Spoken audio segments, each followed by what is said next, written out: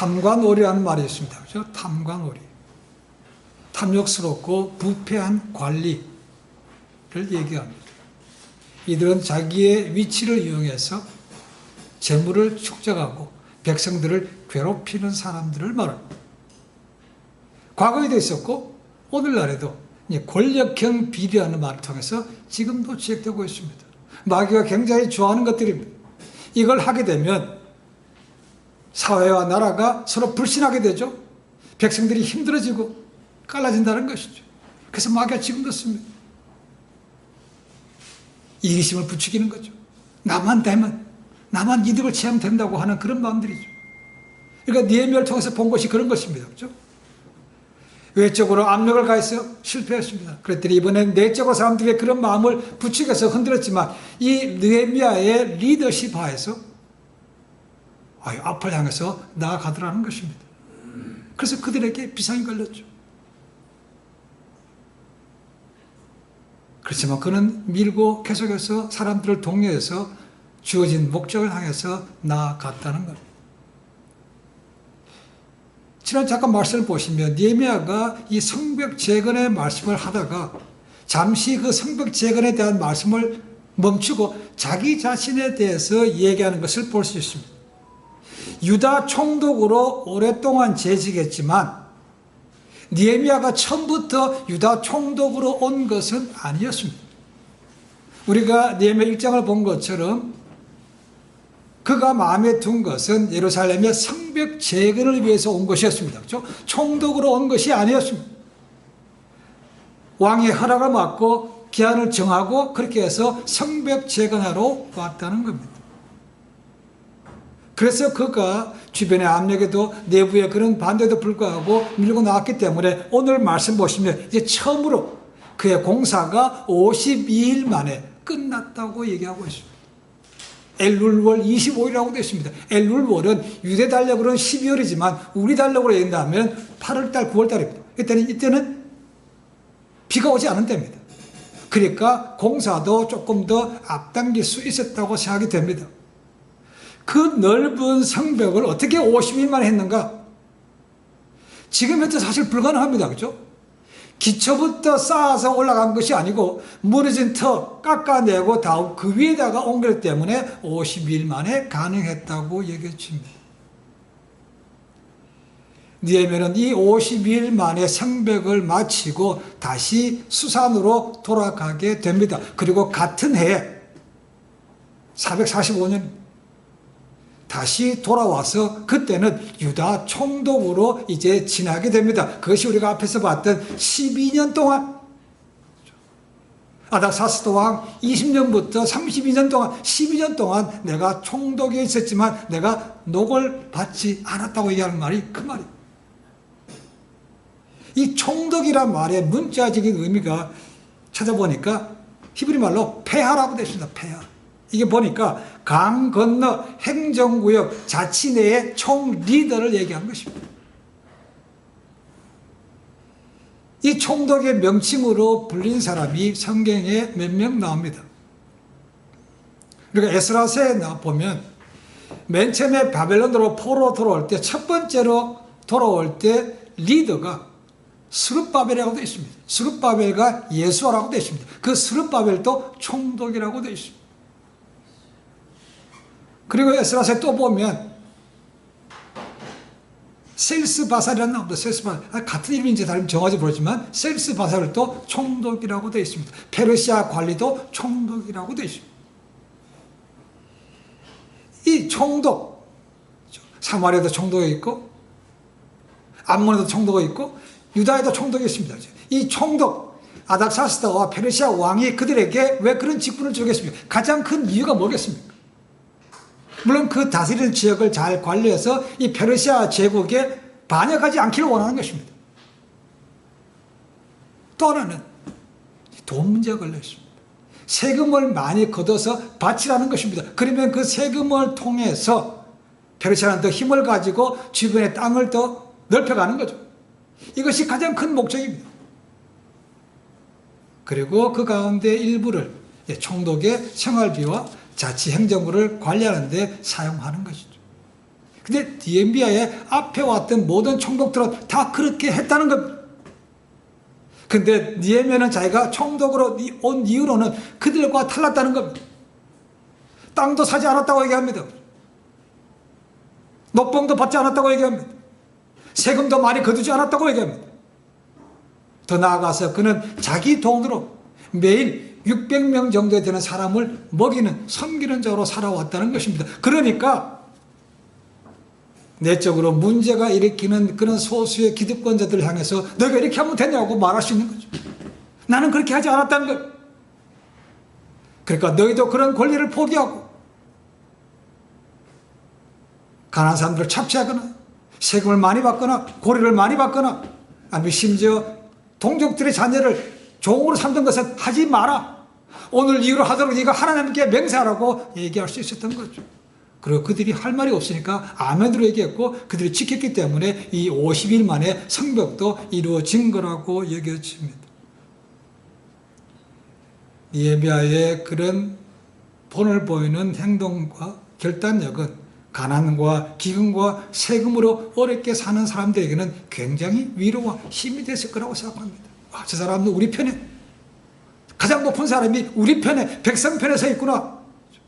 기득권자들을 저렇게 강하게 물어서 바르게 알고 있구나 하는 게 얼마나 편했겠습니까? 그러니까 그들도 어려운 지경이지만 힘을 내서 성벽 재건에 힘을 냈고, 그래서 역사가 52일 만에 이루어진 거죠. 그러나 유다 백성들에게는 아주 기쁜 소식이지만 주변의 대적들은 뭡니까? 탄식이 절로 나오는 겁니다. 그렇게 막았는데 이렇게 안 되는구나. 이 큰일 났네 이거. 어떻게 하면 좋겠냐. 그들이 했다는 것입니다. 우리가 1장부터 본 것은 그렇죠. 그죠? 비웃음과 조롱, 위협, 낙심, 두려움. 그것도 안 되니까 사람들이 이익심을 붙여서 내적으로 문제가 만들게 되고, 그것도 안 되니까 직접 느헤미야를 공격했습니다. 그렇죠? 타협하자고 얘기합니다. 중상모략, 유언비어도 퍼뜨립니다. 그리고 음모도 꾸밉니다. 그렇죠? 그것도 막 실패했다는 거죠. 그러나 그들도 그걸 포기하지 않습니다. 그렇죠? 왜냐하면 이 느헤미야가 있는 한은 자기들이 정보 같은 그런 권세를 누리지 못하는 거죠. 유익을 누리지 못하는 것이죠. 그러니까 또다시 계속해서 해방하는 것을 볼 수 있습니다. 오늘 그것이 네 번째로 나오는 것인데 협박입니다. 제일 마지막에 그들이 나에게 편지 써서 두려움을 갖게 했다. 협박했다는 겁니다. 협박하니까 두려운 거죠. 그걸 갖기 위해서 편지까지 보냈다고 말하고 있는 것입니다. 15절 말씀을 하면 이 성벽이 52일 만에 짓고 나니까 그들이 낙심했다고 되어 있습니다. 그죠? 그리고 두려워했다고 되어 있습니다. 왜 두려워합니까? 뭘 두려워합니까? 이 하나님께서 하셨다는 겁니다. 그러니까 하나님을 다시 한번 그들이 두려워하게 됐다고 말하고 있는 거죠. 저는 말씀드렸습니다. 이 성벽, 성전이 다 무너질 때가 바벨론의 느부갓네살 왕에 의해서 기원전 587년입니다. 그리고 느헤미야가 동생을 통해서 우리나라가 어떻느냐? 성은 회파되고 성벽도 무너져가지고 이런 말할 수 없습니다라고 얘기를 듣고 돌아온 때가 기원전 445년. 그러니까 142년 동안 중단되었던 이 성벽을 만들었으니까 얼마나 사람들이 기뻤겠습니까? 우리는 기쁜 반면에 대적들은 낙심과 두려움에 떨 수밖에 없는 것입니다. 그러나 결코 쉬운 것은 아니었습니다. 그렇죠? 어려움 중에서도 그들이 힘을 합쳐서 리더십 하에서 기도하며 나갔기 때문에 이 위대한 역사가 단 52일 만에 이루어진 것. 140년 동안 못했던 것이 52일 만에 이루어졌다. 대단한 겁니다. 그러나 싸움은 끝이 아닙니다. 그렇죠? 성벽은 완공되었지만 아직 모든 것이 끝난 것은 아니다. 그 말입니다. 어떤 사람은 이렇게 말합니다. 사탄은 전쟁에서 패한 것처럼 보여도 그 전쟁터에서 떠나지 않고 남아있다. 부주의한 그리스도인들은 전쟁에서 승리하고도 후에 그 승리를 잃었다라고 해요. 승리에 도취되어 있다가 결국 넘어갔다 그 말입니다. 마귀는 우리 주변을 영원히 떠나지 않습니다. 그죠? 참 우리 그런 마귀의 끈질기는 좀 배워야 됩니다. 저희가. 사탄은 끝까지 남아서 믿음의 사람들을 희생자로 삼기 위해서 기회를 노리고 있습니다. 한국에서 야구 보신 분들은 아시겠지만 야구 해설하는 사람들이 그런 말을 종종 합니다. 찬스 다음에 위기가 온다. 이렇게 찬스 다음에 위기가 온다. 우리가 선줄로 생각할 때 넘어질까 조심하는 말과 똑같습니다. 뭔가 이루었습니다. 뭔가 성취했습니다. 합격했습니다. 그럼 그럴 때 조심하라는 말이 그 말이에요. 왜요?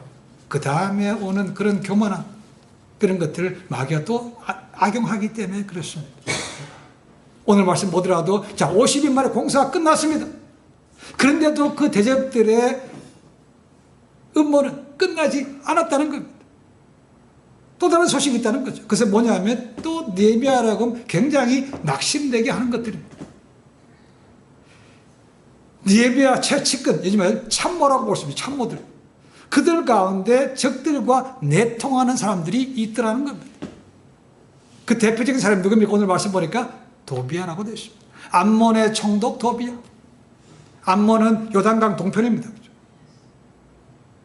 그 사람이 내통하는 사람이 있다는 거죠. 보니까 사돈 관계도 있고 경제적인 관계도 같이 맞물려 있더라는 것은 친인척 관계, 그 다음에 사업 관계로 물려있는 사람들이 있더라는 겁니다. 그들에게 협력하다는 거죠.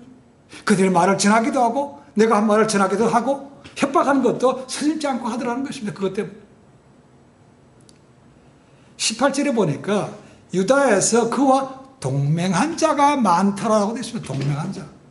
이 동맹이라는 단어를 찾아보니까 원래 단어의 의미는 누구누구를 주인으로 섬기겠다고 맹세하는 거라고 되어 있습니다. 그래서 NIV 보니까 many were under oath to him이라고 되어 있습니다. 그에게 맹세했다는 겁니다. 당신을 따르겠습니다. 이렇게 했다는 겁니다. 그런 자가 많았더라는 겁니다. 자, 누가 있는가? 오늘 말씀 보니까, 자, 도비야가 일단 스가냐의 사위였다고 말합니다. 이 사람이 아라의 아들이라고 되어 있는데, 이 아라라는 사람은 7장 10절에 가면 나옵니다. 아라 자손이 652명이라고 되어 있습니다.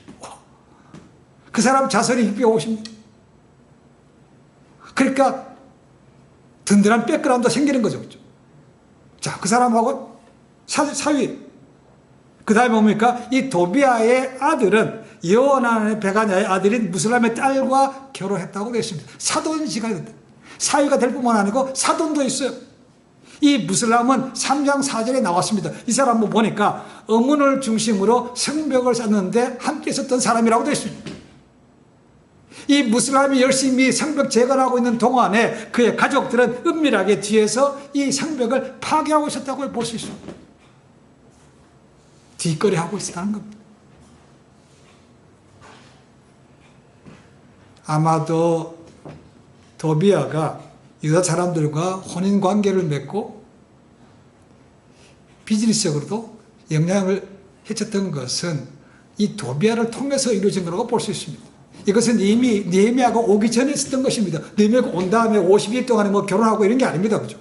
사돈되고 아닙니다. 그 전부터 이미 이루어졌다는 것이죠. 그러니까 산발락과 이 도비야가 서로 해가지고 야, 네가 거기 들어가서 그렇게 관계를 맺고 그 영향력을 넓혀가 이렇게 심어놓은 스파이라고도 볼 수 있다는 거죠. 그러니까 계속해서 이미 산발락은 느헤미야가 오기 전부터 이미 바깥에 있으면서 본인은 직접 아닌 것처럼 하면서 이 예루살렘 유다 사람들에게 그런 나쁜 영향을 끼치고 있었다는 것입니다. 그러니까 동맹한 자가 점점 늘어날 수밖에 없고 어떻게 보면 유다 사람들 안에 도비야 파가 이미 만들어졌을 거라고도 본다는 겁니다. 아마도 느헤미야가 견디기 어려운 것이 막 이런 것이 아닌가. 누굴 믿고 뭘 하겠습니까? 라는 거죠. 자기가 열심히 계획을 세웠습니다. 기도하고. 근데 행하기도 전에 벌써 적들이 알고 그래서 맞게 한다. 이거 이제 몇 가지에서 하겠습니까? 근데 놀랍게도 이렇게 내통하는 자들이 있다는 것도 그렇지만 더 놀라운 것은 그 내통하는 자들이 누군가 귀족들이라고 되어 있습니다. 유다의 높은 사람들이라고 되어 있다는 거죠. 바깥으로는 존경받는 척, 의로운 척 하지만 뒤속으로는 전부 다 적들과 내통하면서 자기의 권력만, 자기의 부만 챙기라고 하는 사람들이 있었다는 겁니다. 썩었다는 거죠. 앞에서 말씀드렸던 탐과 노래가 이런 사람들입니다. 그렇죠? 이들에게 있어서는 나라의 운명보다는 자기의 권세를 지키는 것이 중요한 것입니다. 나라가 부강한 것보다는 자기의 부강하는 것이 더 중요한 것입니다. 그렇기 때문에 이 사람들은 탁월한 믿음의 사람이었던 느헤미야보다는 자기의 사돈을 믿은 것이고 자기의 사위를 더 믿었다는 것. 그렇게 이런 데 있어서 어떻게 하나님의 역사가 이루어지겠습니까? 정말 기적 같은 것이죠. 그렇게 방해를 했는데도 불구하고 52일 만에 이루어졌다니까 그들이 두려워할 수밖에 없는 거죠. 누구를요? 느헤미야를 두려워한 것도 있겠지만 더 나아가서 느헤미야 뒤에 있는 하나님을 두려워했다는 겁니다. 그것이 15절에 나오는 그들이 낙심하고 두려워했다는 말이 그 말입니다. 그들은 아마도 성경에서 말하고 있지 않지만 도비아로부터 적지 않은 약속을 받았을 것입니다. 내가 이렇게 하면 당신에게 위치에 올려줄게. 아니면 뇌물도 받았을 거라고 얘기죠. 심지어는 19절 말씀 보니까 그렇게 내통하는 사람들이 느헤미야에게 이 도비아나 산발라스에서 그 사람들 보니까 괜찮은 사람들이에요. 이렇게 칭찬하는 말도 했다는 거죠. 얼마나 이 사람들에게 그게 관계가 되면 그런 말까지 합니까라는 거죠. 뻔히 적들인 거 아는데, 뻔히 방해하는 것도 아는데, 리더라는 사람이 그런 얘기하고 있다는 겁니다. 잠언 28장 4절에 이런 말씀이 있습니다. 율법을 버린 자는 악인을 칭찬하나 율법을 지키는 자는 악인을 대적하느니라. 정확하게 딱 맞는 말이죠. 그들이 왜 느헤미야에게 도비아를 칭찬했겠습니까? 긴장감을 풀어주는 것도 있고 서로 적당히 해서 이렇게 좋게 좋게 넘어갑시다 이렇게 하는 것도 있을 것입니다. 그러면 결국은 도비아는 점점점 힘을 얻어갈 것이고, 그죠? 내적으로 문제가 생겨서 느헤미야도 손을 쓸 수 없이 이렇게까지 갈 수 있다는 거죠. 심지어는 얼마나 이 사람이 힘을 얻었으면 느헤미야에게 협박하는 편지까지도 보냈다고 말하고 있다는 겁니다. 정확하게 그 협박, 두려운 내용이 뭔지는 얘기하고 있지 않습니다. 이렇게 한 사람, 높은 사람들이 누군가, 아마도 우리가 5장에서 보면 느헤미야의 그런 결단력 때문에 불이익을 당한 사람들이 있죠. 기득권자들, 그죠? 자, 이제 앞으로 높은 세금 받지 마. 그리고 식당도 좀 나눠줘.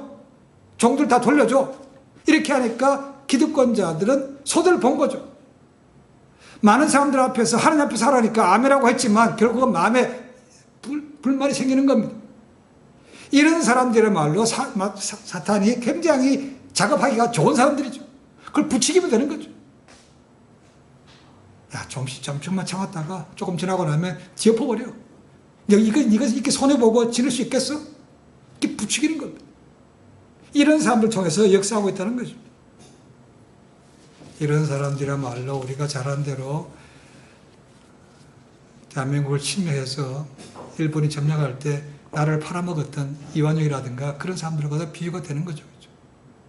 여러분, 그때만 있는 것이 아니고 오늘날도 있습니다. 나라를 팔아먹는 사람들이 있습니다. 당장은 눈에 보이지 않게 자기들 뒤에서 하고 있지만 언젠가는 그게 점점점 드러날 겁니다. 그렇죠? 나라가 얼마나 중요한지 아직 깨닫지 못하는 거죠. 후대 역사가들이 그걸 기록할 겁니다. 그렇죠? 나라를 지키기 위해서 얼마나 많은 사람들이 목숨을 잃었습니까? 근데 그 또다시 무너뜨리려고 한다는 거죠. 그런 사람들이 있는 한, 그 앞에 힘없는 백성들이, 국민들이 어려워지는 겁니다. 불신하게 되는 거죠. 지난주에도 말씀드렸지만 느헤미야가 이 예루살렘에 온 것은 성벽 재건이 목적이었다는 거죠. 그리고 사흘 동안 하나님과 만나고 있다가 그다음에 밤에 조용히 나가서 몇 사람만 데려가서 밤에 정찰할 정도로 굉장히 기밀을 유지했습니다. 왜냐하면 성벽만 재건하면 되는 거니까. 그러니까 백성들 일일이 한 사람 한 사람의 관계가 어떻고 누가 뭐 어떻고 이런 걸 다 파악하지는 못했습니다. 그렇죠? 그런데 성벽을 재건하는 과정에서 이런 사람들이 드러났다는 겁니다. 그럼에도 불구하고 성벽은 다 젖었는데도 음모는 끝나지 않았다는 겁니다.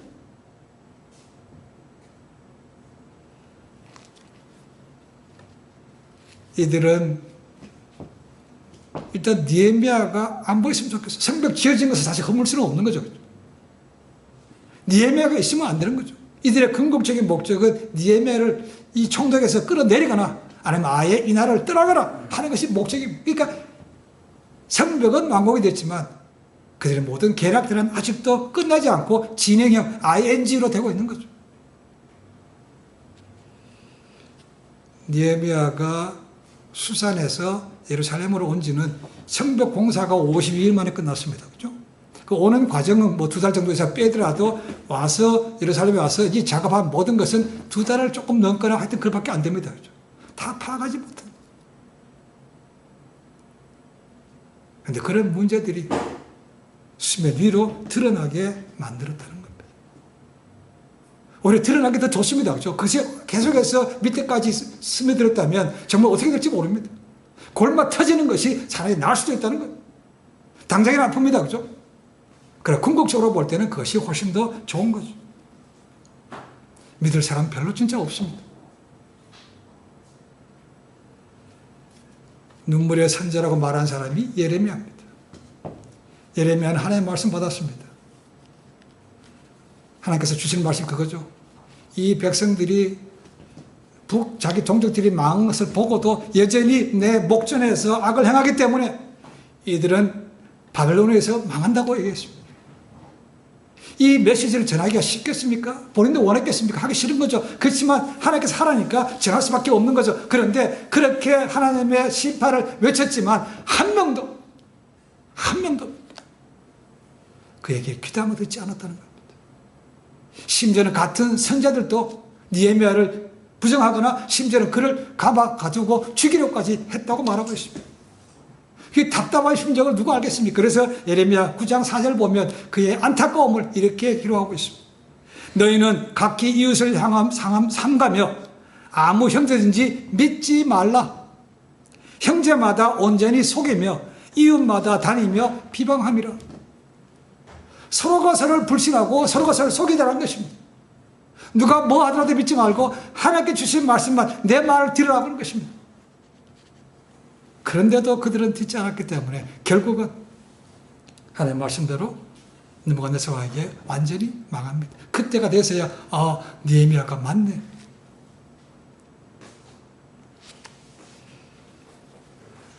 저도 신학교에서 신학도 했지만 상담학도 같이 공부했습니다.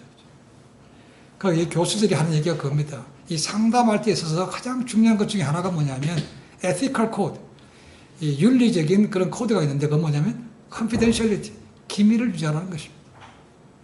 클라이언트가 와서 당신한테 하는 얘기 집에 가서 누구든지 아무 친한지라도 하지 말라는 거죠. 온 그 사람도 해서는 안 되는 것이고 카운슬러도 하면 안 되는 것이죠. 그게 잘못되는 것이는 수당하는 것이고 법적으로 가는 겁니다. 그리고 무엇보다도 그런 문제가 생기고 나면요, 오는 사람들이 마음을 넣어놓고 얘기를 하지 못합니다. 이게 또 언제 새 나갈지 모르니까 내놓지를 못해. 내놓지를 못하니까 치유까지도 안 되는 겁니다. 지금 느헤미야가 그런 입장이죠. 뭘 얘기만 하면 다 새 나가. 자기에게 말, 그쪽으로 가기도 하고, 그쪽에 사는 말고 자기한테 와. 그리고 협박까지 해. 이게 뭐 얼마나 이게. 여러분, 이런 것들이 오늘날의 우리 주변의 모습이고, 안타깝게도 교회도 그런 모습이 있습니다. 그렇죠? 우리는 공적인 것과 사적인 것은 구별할 수 있어야만 됩니다. 하나님 나라를 위해서라면, 공동체 유익을 위해서라면 내 거는 좀 접어들 수 있어야 된다는 것. 작은 것에 집착하다 보면 정말 큰 것을 잃어버릴 수 있습니다.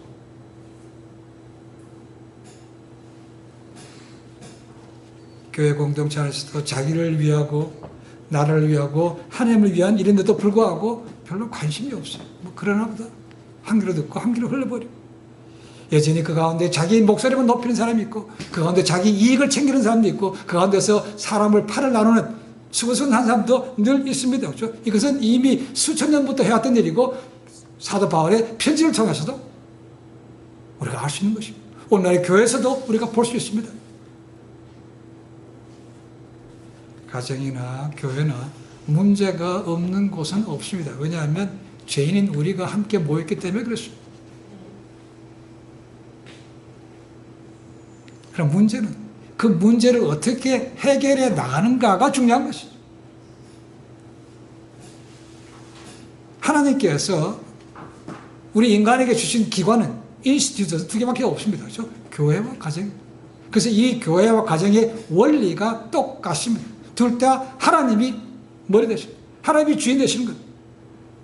그래서 사탄은 지금도 그걸 알기 때문에 교회, 가정의 리더를 무너뜨리기 위해서 지금도 유혹합니다. 사실 그 많은 방법을 씁니다. 마귀와 사탄의 별명이 없습니까? 계시록에 나오죠. 그렇죠? 옛 뱀이요. 용이라고 되어 있습니다. 속이는 자. 삼킬 자를 지금도 찾고 있다는 거예요. 이걸 알아야 됩니다. 이것이 우리가 싫어하지만 매일매일 직면하고 있는 영적 전쟁이라는 거죠. 여러분, 사람이 모였기 때문에 뭘 하든 간에 100% 동의하는 것은 굉장히 어렵습니다. 공산주의는 가능합니다. 그렇죠? 윽박지는 거니까. 그래서 자발적으로 성령 안에서 하나 되는 것은 그렇게 쉬운 문제는 아닙니다. 그러나 하나 될 수 있도록 만들어가는 중요한 것이죠. 그래서 주님께서도 하나 되기를 기도하셨고 사도 바울도 하나 되기를, 성령이 하나 되는 것을 힘써 지키라고 말한 것도 바로 거기에 있다는 거예요. 니에미아를 통해서 보지 않습니까? 그렇죠? 이 힘든 것을 하기 위해서 하나님께서 보내셨는데 그 사람을 도와서 적극적으로 끝까지 가지를 못할 망정 거기서 내통하는 자, 그걸 모함하는 자, 이런 사람이 있으니까 얼마나 힘들었겠습니까? 근데도 하나님께서 하셨다는 거예요. 하나님께서 하시니까 적들도 그걸 보고 두려워할 수밖에 없는 거죠. 그러니까 방해가 있다 하더라도 우리는 끝까지 밀고 나가야만 하나님의 함께 하심을 그들이, 세상 사람들이 보고 두려워할 수밖에 없다는 거죠. 와, 저 사람이 하나님 함께 하시네. 리더가 흔들리면 쉽게 무너집니다. 제가 금년 시작하면서 니에미아를 택한 이유가 그겁니다. 니에미아는 굉장히 타고난 리더십을 보여주기 때문에 그렇습니다. 저도 리더도, 여러분도 리더라는 거죠. 그래서 리더를 통해서 이 성경에서만 리더십이 어떤 것인가 함께 배우자는 겁니다. 여러분만 배우는 것이 아니고 저도 리더로서 배우는 것이 있기 때문에 이걸 택한 겁니다. 보십시오. 얼마나 우리에게 필요한 것들이 많습니다.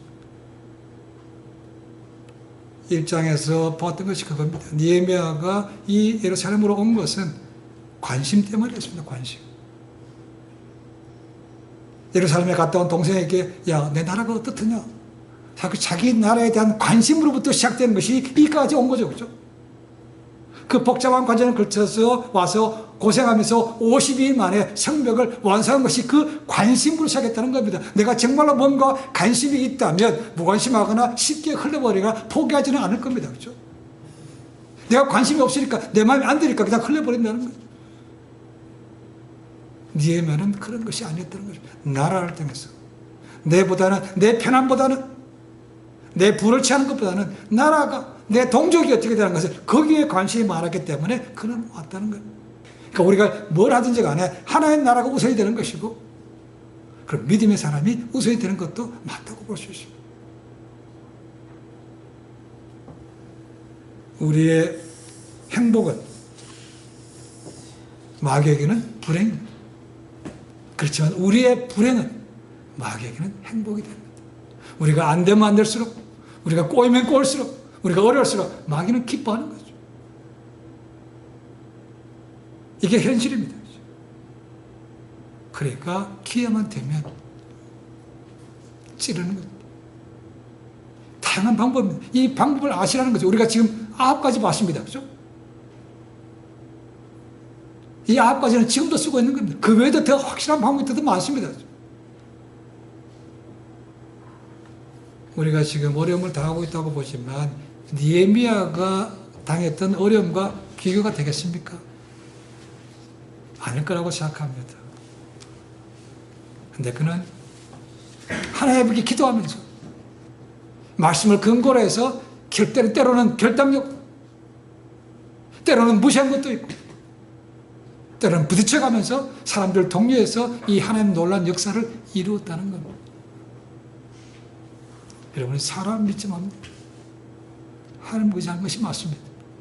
그리고 성경에서 뭐라고 있는가 하고 성경에서 그렇게 있다 하면 아멘으로 따라가면 우리도 그와 같은 하나님의 놀라운 역사를 볼 수가 있는 겁니다. 누가 이렇다더라, 뭐 그렇다더라, 이게 아닙니다. 그죠? 성경에서 뭐라고 말하고 있는가, 팩트를 가지고 나가라는 거죠. 그래서 말씀으로 돌아가서 말씀으로 순종해야만 우리가 하나님의 놀라운 역사를 경험할 수 있습니다. 앞으로 점점점 우리의 믿음에 도전을 주는 것들이 많이 생길 거라고 생각합니다. 왜냐하면 그렇게 성경에 써 있으니까. 그럴 때 시험에 들지 않도록 깨어서 기도하고 말씀을 듣고 읽고 배우고 묵상함을 통해서 성령님의 인도를 받는다면 우리에게도 궁극적으로 반드시 승리가 보장될 줄로 믿습니다. 그런 믿음으로 매일매일 나가서 깨어서 승리할 수 있기를 주님 간절히 축원해 드립니다. 기도하겠습니다.